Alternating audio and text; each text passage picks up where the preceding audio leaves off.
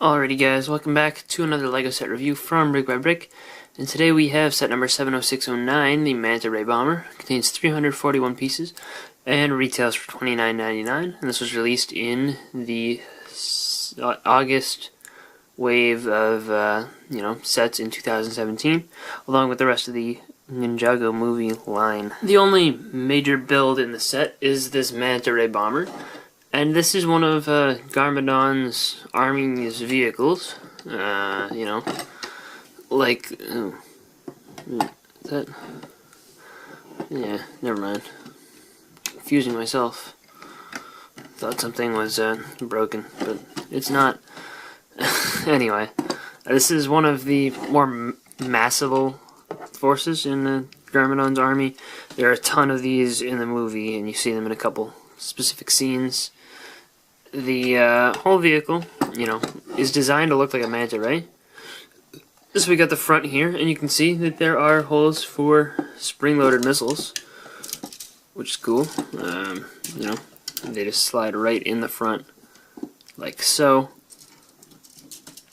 and just work perfectly fine.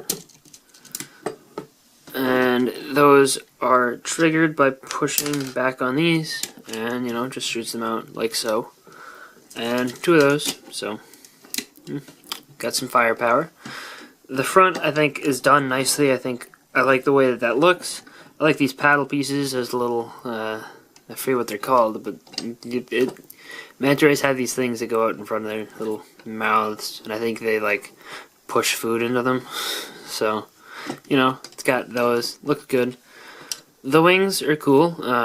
It looks a lot just like a regular manta ray. It's not super, technical looking. It's got some little details up there.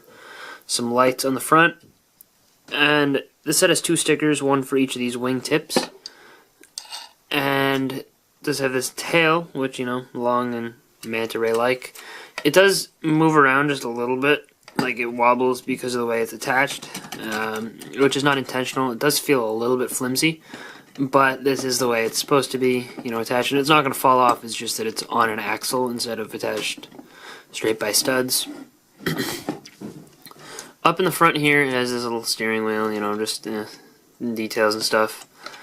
And underneath, by the way, these are printed pieces. Been seen on other sets. On the bottom, it does have these little pontoons, kind of, with little propellers at the back, which are a little bit weird placement for propellers, but I think that it works.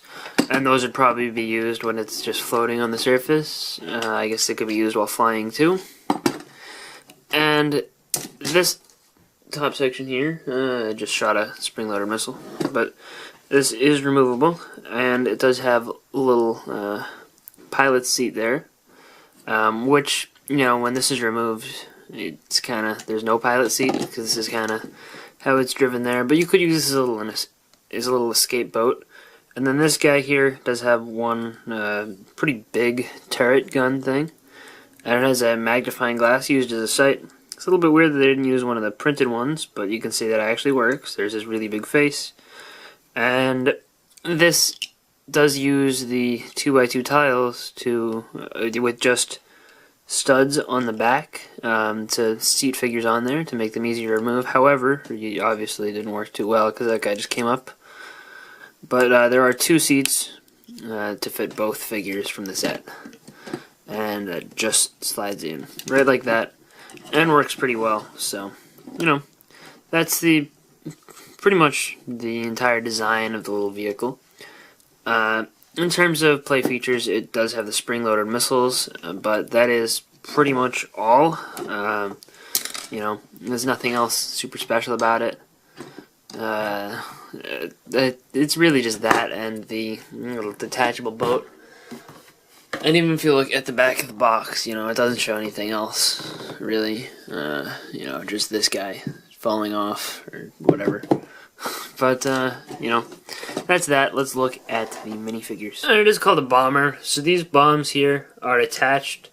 They're not really listed as a play feature in particular.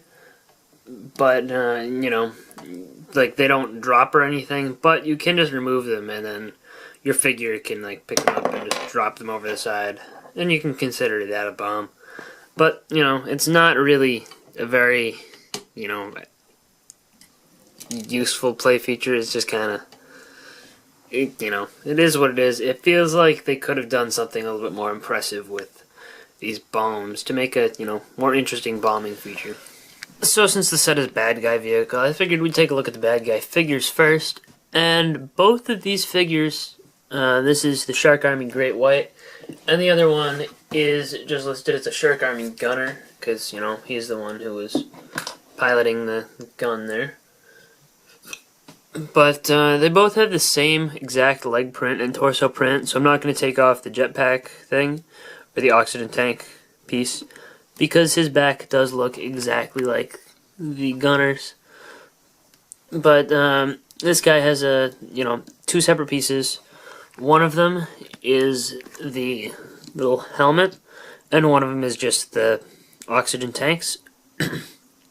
Their torso prints, again, identical, but they each have different unique facial expressions. This guy, the Great White, has the really, really bushy eyebrows. And then this awesome shark helmet piece, which, you know, has some good printing, some good paint application, low battery symbol in the front. Looks really nice, and it does fit right over the face and looks pretty good. The other guy, the Gunner, has just a relatively simple face. I believe he's the same guy who appears in Ninjago City and several other sets.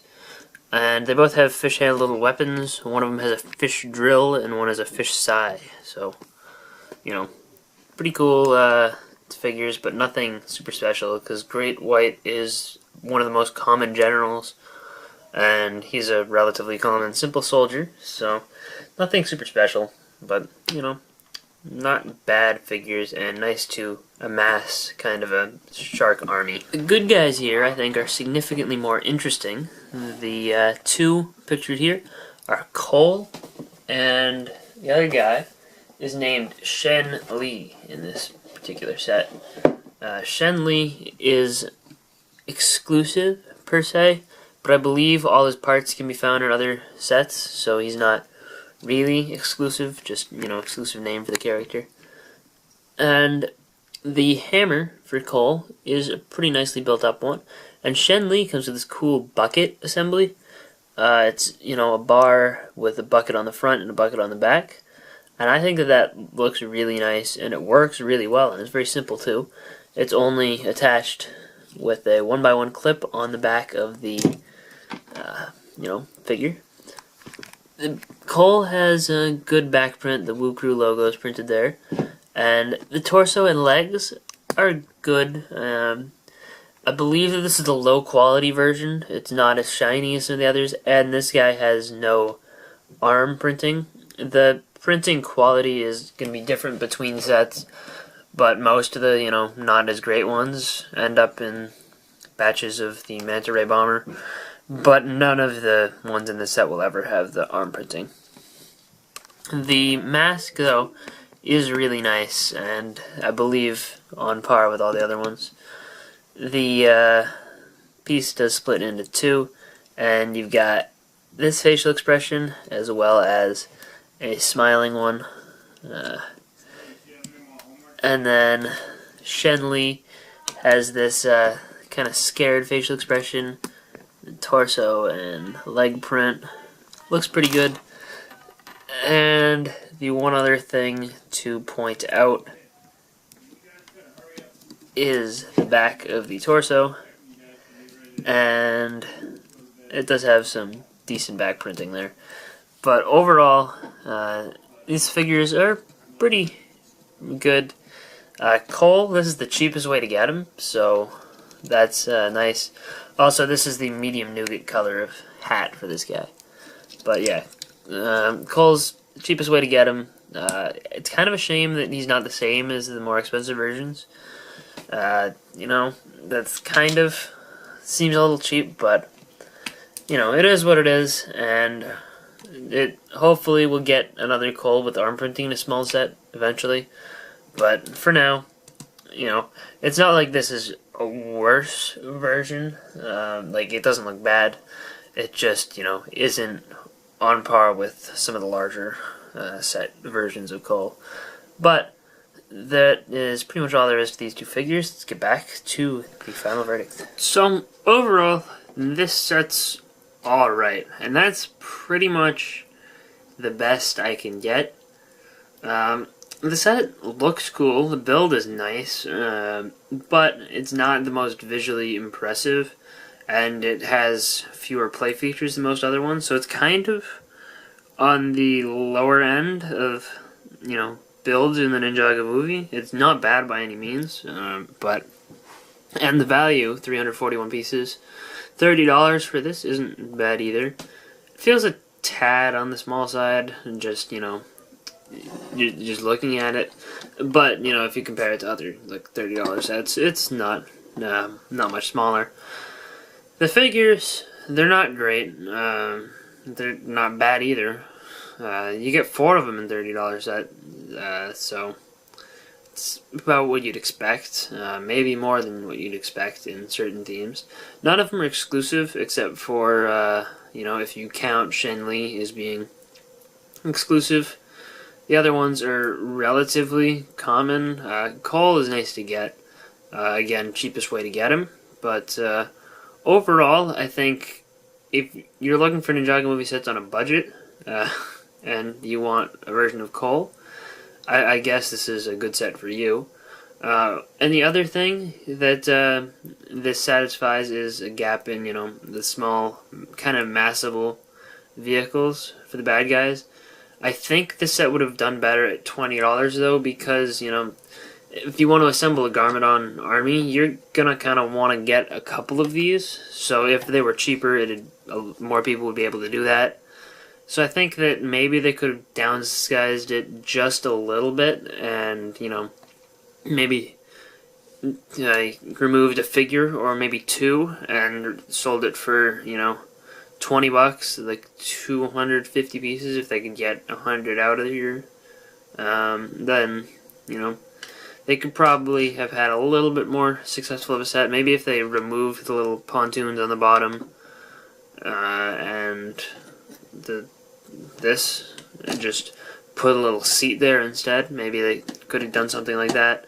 I think that maybe would have been a slightly better solution. But this, you know, for what it is, filling a $30 price point, I don't think it's a bad set. I think that I would recommend others over it, but this one, you know, if you like the way it looks or you want to amass a Garmadon army, I'd say go for it. So overall, those are my thoughts. That's pretty much all there is, and I will see you guys all next time. Bye, everyone.